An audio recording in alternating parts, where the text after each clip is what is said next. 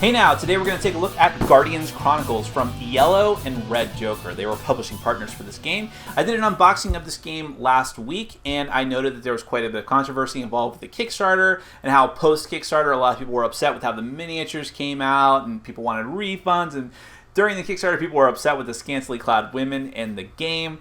But nevertheless, despite all that controversy, the game is here. I played it, and I'm going to give you my honest, unbiased review despite all these different ancillary things that happened.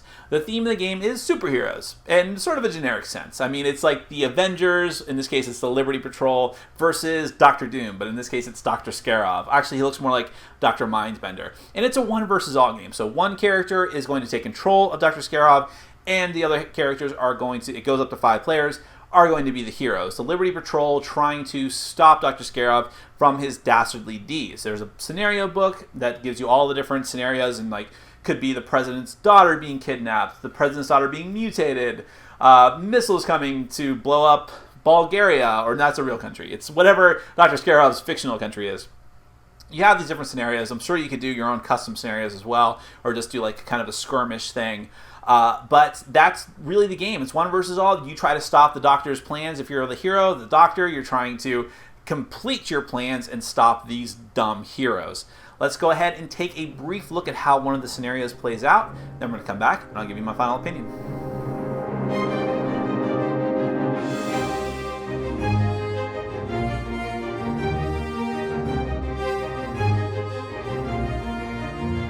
Okay, I'm going to give you a very brief overview of Guardians Chronicles. This is a competitive game for 2 to 5 players. It's also a one versus all game, where one player is going to take control of the evil villain, Dr. Scarab, that's all of his stuff over there, and the other players take control of the Liberty Patrol, who are like an Avengers type team of heroes. All the heroes are working together against Dr. Scarab. The goal is to stop Dr. Scarab from completing his objective, and you have to take him out and capture him. If he completes his objective, then you lose the game. The heroes lose the game.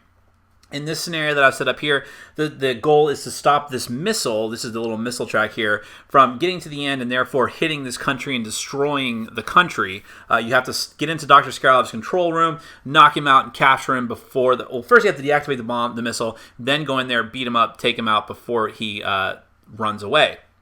Now, there is a lot of stuff going on in this game. This isn't even everything. I'm going to have another little segment at the end of this to explain another whole aspect of the game, but I'll try to run through this and give you just a brief taste of what it's like. So each player is going to have their own hero, and these are the different members of the Liberty Patrol, and the base game comes with 4 different heroes.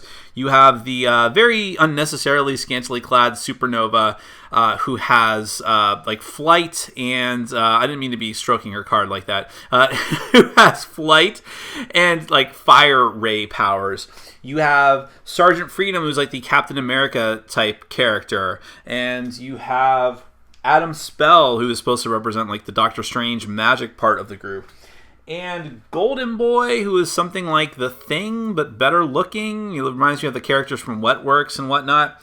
But in any event, the important stats on this card, you have a little bit of a background here. Here are the character stats. You have their speed, this is how many areas they can move. Their attack, this is how many of the dice that they're going to roll on their turn whenever they make an attack. And all attacks are melee unless you use a power that says otherwise.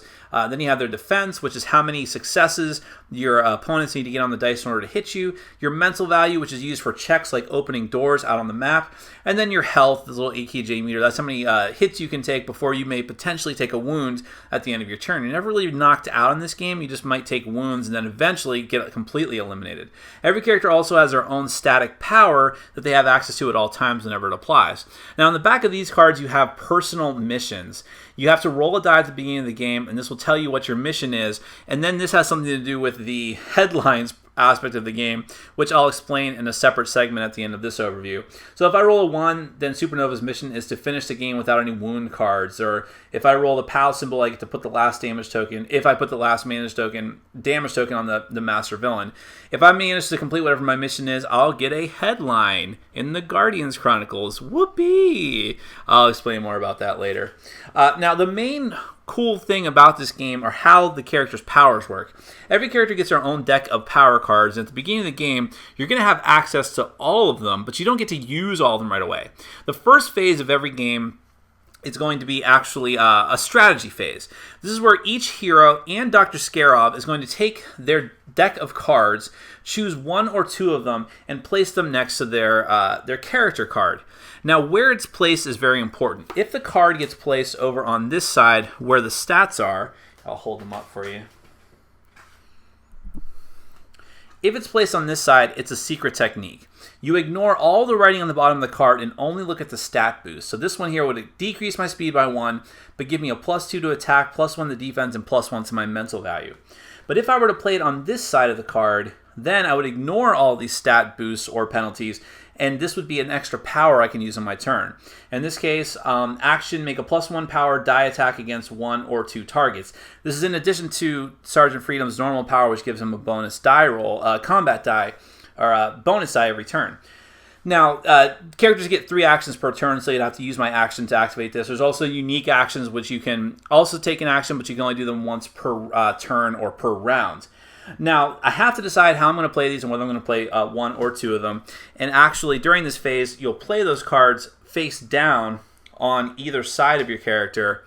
And then once everyone is chosen, you'll move into the next phase and everyone will flip their cards over, including Dr. Scarab. Now, Dr. Scarab's characters are a little bit different. He has his own character card, but in most scenarios, you can't actually use him until the heroes go through the objectives and go and bust into the control room to get to him. So he has stats just like the heroes do, although all of the villain cards have their own set of actions, which may or may not be 3. The heroes always have 3 actions. The minions and Dr. Scarab himself, depending on the scenario, might be different.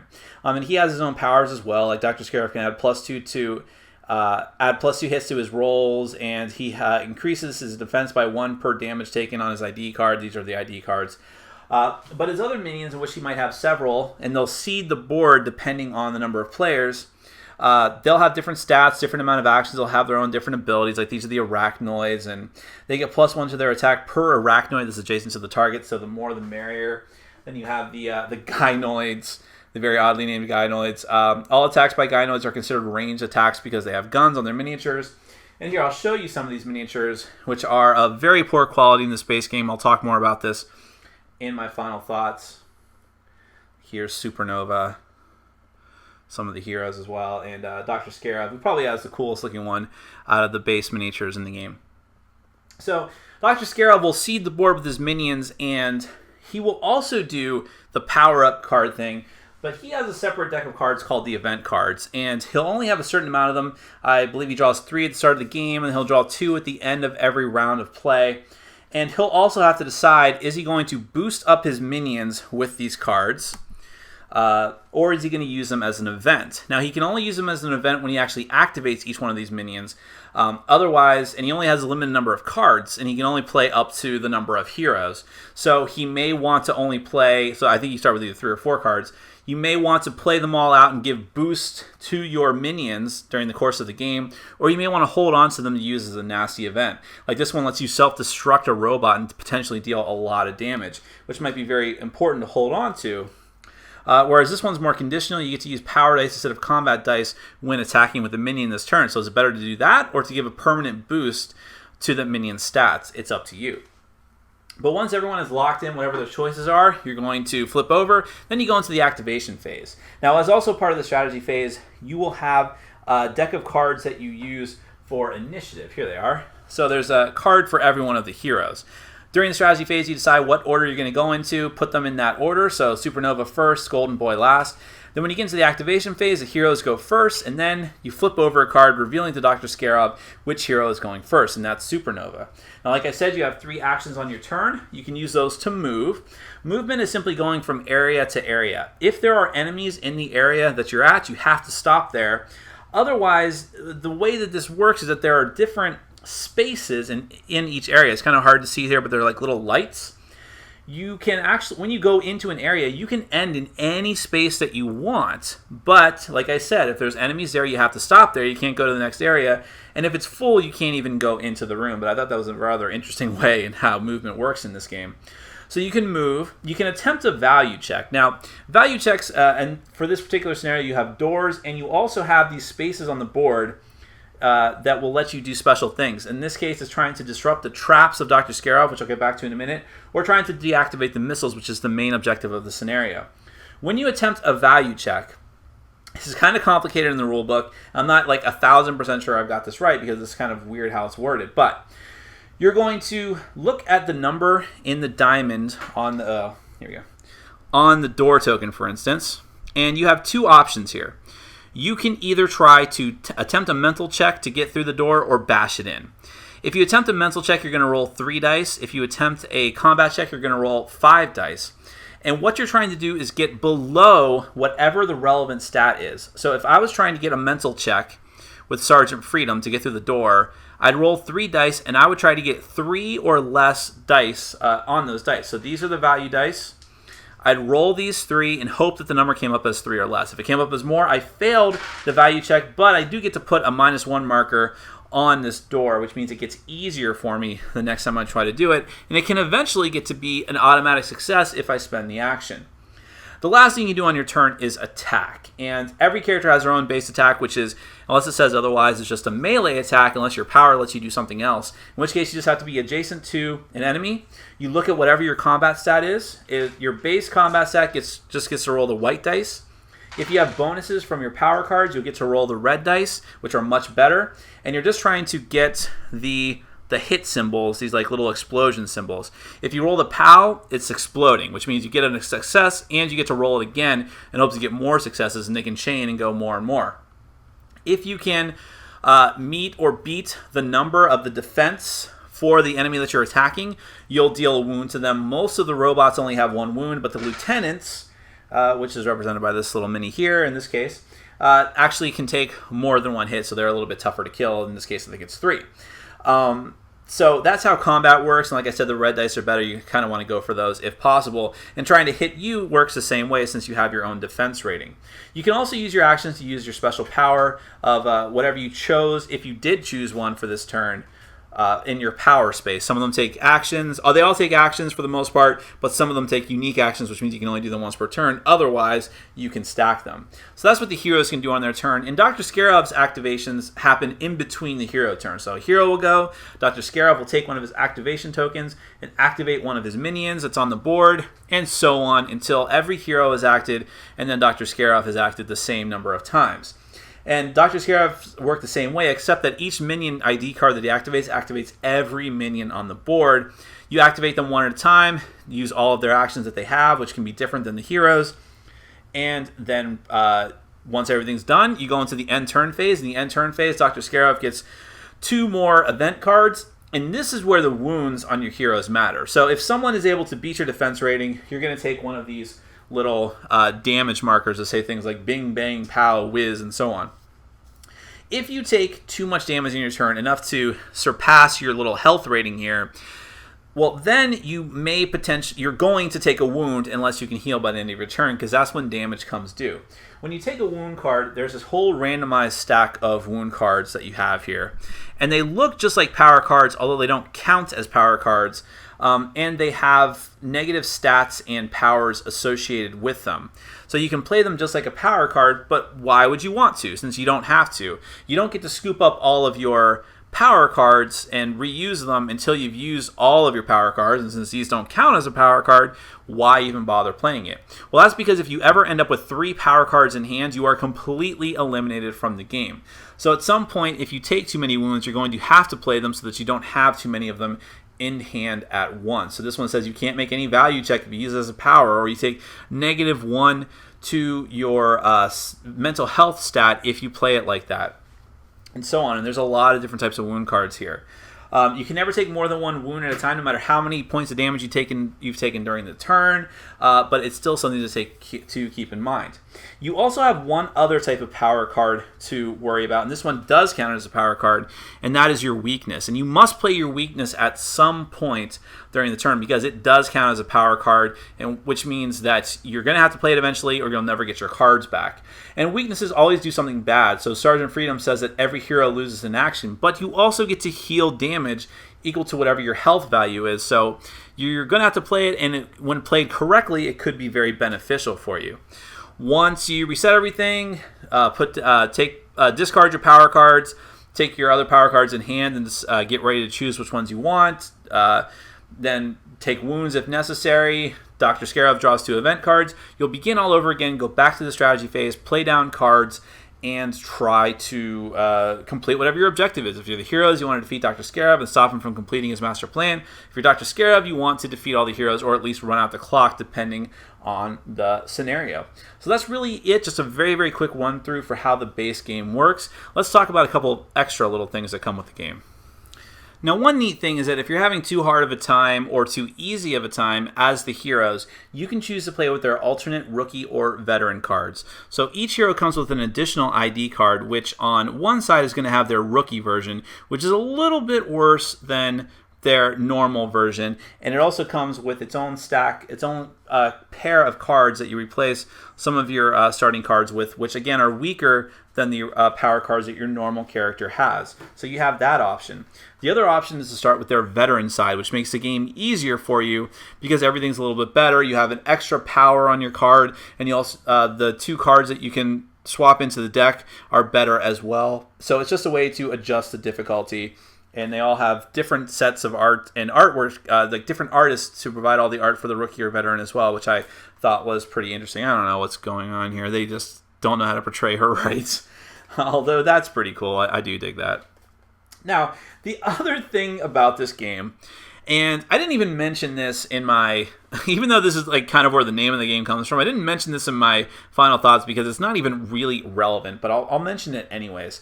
The game has a system wherein you create news headlines, you piece them together based on what happens during the game, whether the heroes are successful or Dr. Scarab is successful. So let's say the heroes are successful. You can start putting down like the good headlines, like this is the good side and this is the bad side for if Dr. Scarab is successful. And so if Supernova is able to meet her personal mission, it says, Supernova, what a bombshell. But if she doesn't, it says, Supernova, not worthy of her fame. These headlines made us laugh way too much, I admit. Like, Sergeant Freedom, heroic leader. Sergeant Freedom saved no one. Or, this is our favorite. Adam Spell, Wrath from Beyond. Okay. The bad one, Adam Spell. Who's that guy? Who's that guy? Who's that guy over there? Oh no, this one's good too. Golden Boy unleashes brutal force, or Golden Boy, is he dumb? This is an unintentionally funny part of the game, and there's these extra little parts, which again, there's really no point to this. It doesn't do anything mechanically, but you can just like piece, depending on whether you make your personal mission or whether the heroes are knocked out. You can make the newspaper. Like merciless robots all over the world. They're not our friends. And Allison Anderson giving back to her parents. Yes, we can. I guess you wouldn't probably use these in the same one, but you just put some extra headlines out here and the hero headlines. And eventually you put together a newspaper, which doesn't really do much of anything gameplay-wise, but it's kind of fun and unique and quirky and unintentionally hilarious. Now, let's get to my final thoughts. So there's a bit of controversy about this game, and a lot of people want to know exactly what's going on here, whether it's just an abjectly terrible game or whether it's a fantastic game. It doesn't seem like people think that there's going to be a gray area here, but I will tell you that right up front, that is where I'm at. There are some things that I love about this game, and there are some things that, at least in its current form, are terrible.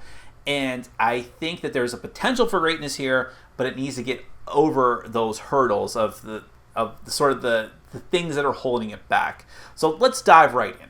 As far as the theme goes, I like the theme. I mentioned in the beginning, it's kind of like generic superheroes, but I will say that the artwork here is much better than a certain other superhero game that I love a lot, Chronicles of the Multiverse.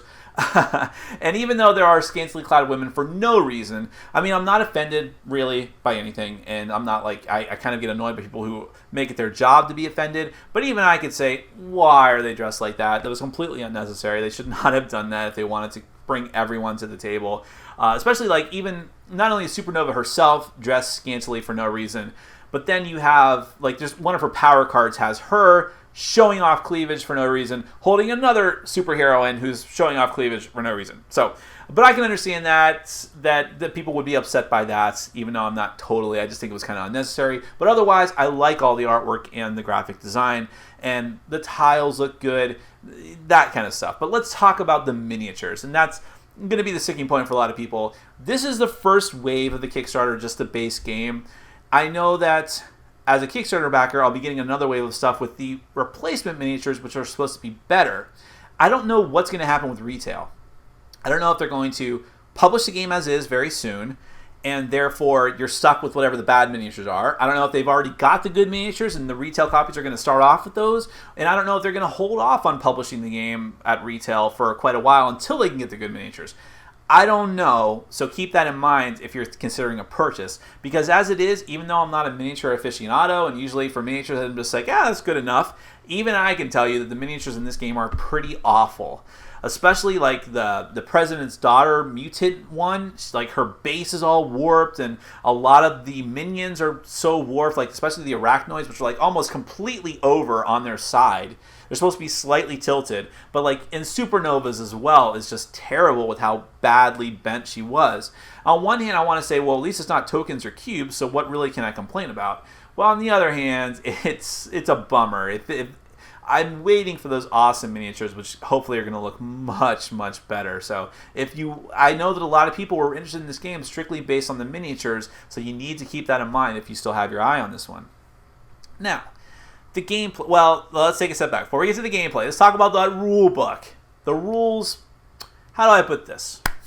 They're awful. It's one of the worst rule books I've ever read. It's like a trap, because there are some parts of the rules that are very clear cut, and it's like, oh, well, this game seems very simple. But then as you're reading more, you're like, but wait a minute, how exactly does this work? This isn't clear at all. What do you mean with wounds? So wounds stick around? Am I knocked out when I take a number of wounds?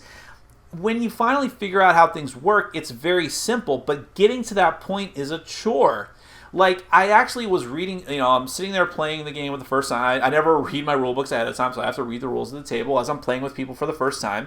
And with the first group I played with, I'm reading the rules, and I'm like, yada, yada, yada. Okay, so this goes with this, and then this happens, and then you take this much damage. Now it makes sense. And then I pause, and I'm like, does anyone else feel like we're just learning the rules on our own with hints from the rule book? That really it's a hints book and not a rule book? That's what it feels like. I defy you to figure out what a value check is on your first try.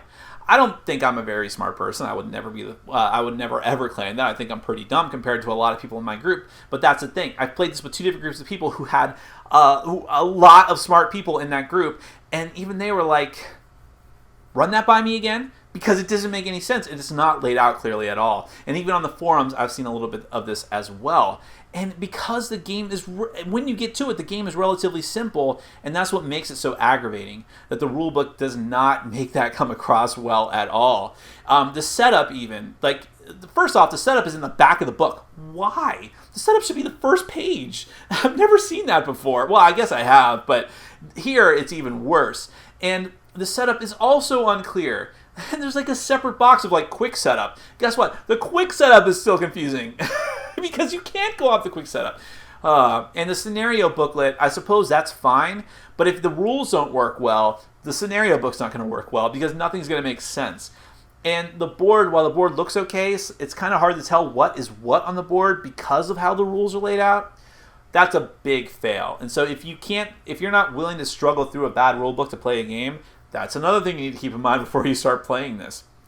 And that's a shame, because let's start talking about the mechanics. And the fact is, there are some things in this game, mechanically speaking, that are awesome. I love how the whole strategy phase works with playing down your character's power cards. That is my single favorite part about the game, and it is so cool. I have seen a number of superhero games now, because now we're in the age of superhero games, that use this technique. Heroes Wanted and Sentinel Tactics do this as well, where you have power cards. I guess this is just a thing that works well for superhero games. You have power cards, you have them all available to you, but you can only play them in a selective way, and you have to sort of work somehow or some way to get them back. In Heroes Wanted, you had all your cards, you played every card that you had, and then you had to like spend a turn to get all of your actions back, which is a valuable turn. In this one, you can't just willingly take a turn to scoop all your cards back up. You have to use all of your quote-unquote power cards, of which wounds are not counted, and then you get to take them back. And that is such an innovative thing. It works so well, and even though it's so similar to Heroes Wanted, I think it works better here. Out of all 3 of those games, this power card system works the best because you can use them for multiple things. Do I boost my stats with this card? Knowing that it's an awesome power on the bottom of that card, and I'm not going to get it back for a while, but I really need that defense boost now. And this power is really, really cool, but which one is better?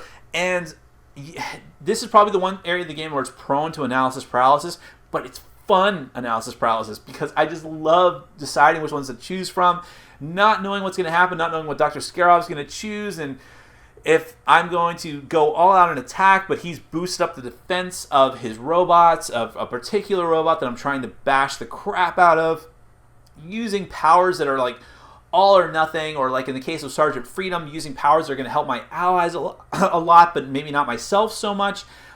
Really, really cool decision making here. And then you have the weakness card, which it's counted as a power card, so you must play it eventually because you have to play at least 1 power card every turn, and you don't even get the rest of them back if you don't play it. So it kind of encourages you to play 2 cards every turn. So you are going to play that weakness, or the weakness sooner rather than later.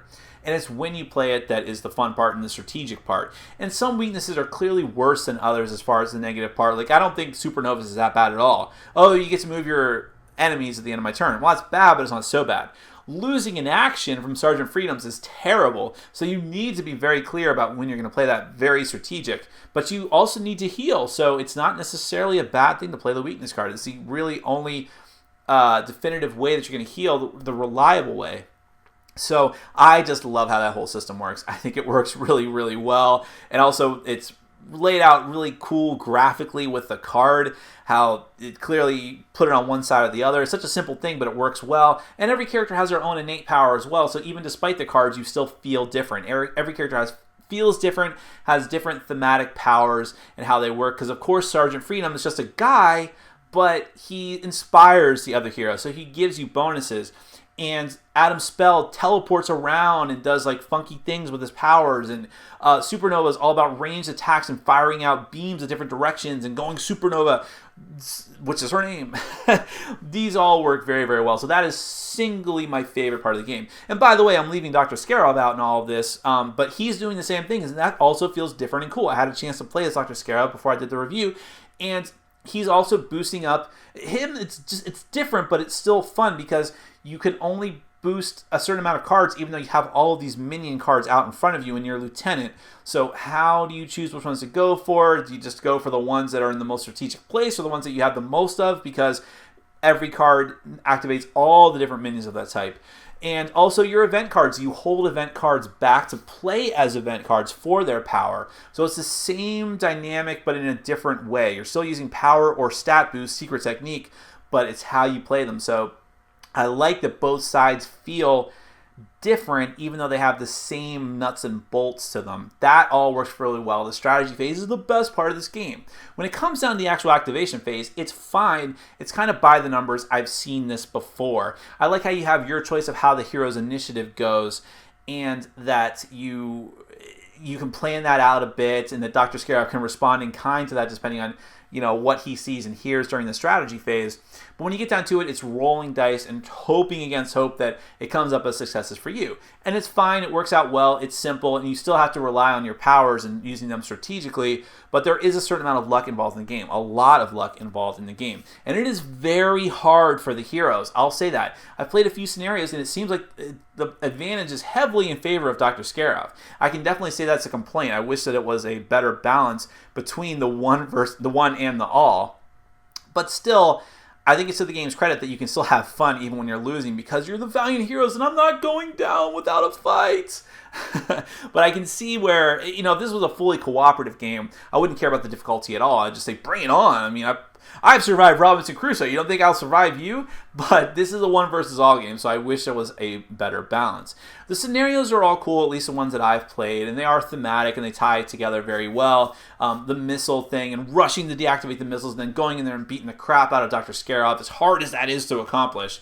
And the value check thing. not only is it hard to figure out value checks, it's kind of, it just seems unnecessary.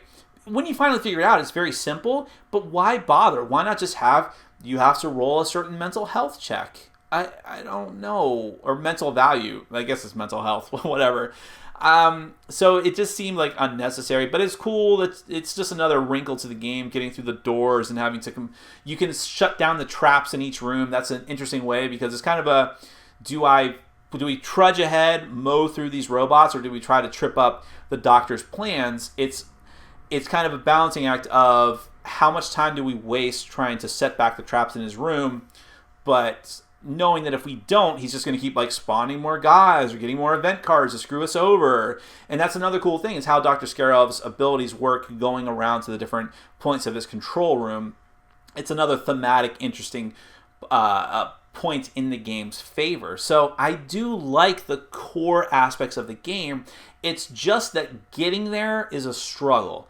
Your first couple of games of this, there's going to be times when you're going to want to give up. And one of the games that I played with, the very first group I played with, it was not my own copy of the game. It was a certain other board game reviewer who literally gave up after trying to get through the rules at that sitting of the game. So I'm not putting up with this. And I could understand that, and I can understand it being even worse for someone who is not a reviewer, who is sort of obligated to review a new hot game. So that's where my review falls into a gray area. There's things I love about this, and I am committed to trying this game more. I'm getting more waves of stuff, more heroes, more villains, more tiles. The game is very expandable in that regard, and I think that coupled with rules updates that hopefully will be coming soon are going to make the game as great as it could be. But as it is now, it's too much of a struggle to get through for most people, I think.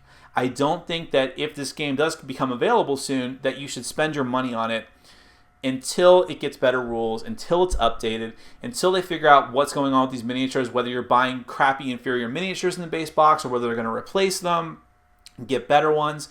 Until you know the answers to these questions, and especially with that rule book, it's a wait for me.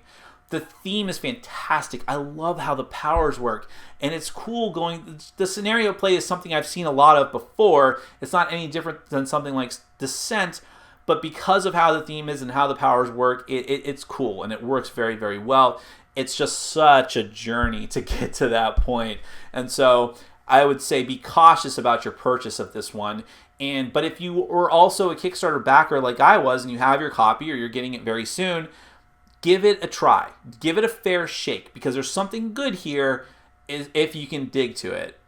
I know that's ambivalent, but that's the best I got for you right now. That's Guardians Chronicles from Yellow and Red Joker. Tentative thumbs up from me. My name is Nick. This has been Board Game Brawl, and I'm reminding you to get out there and game every day in every way.